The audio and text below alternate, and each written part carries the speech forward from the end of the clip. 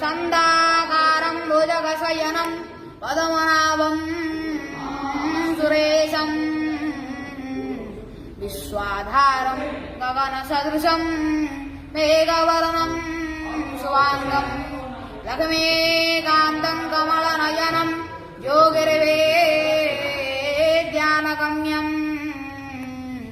वन्दे विष्णु भवभयहरं सर्वलोकैकनाथं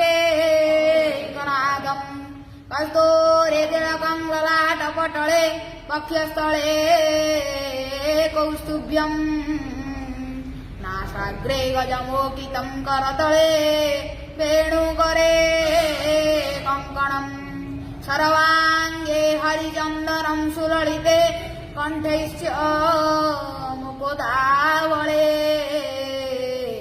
गोपस्त्रे परिवेष्टितं विजयते श्रीगोपाल।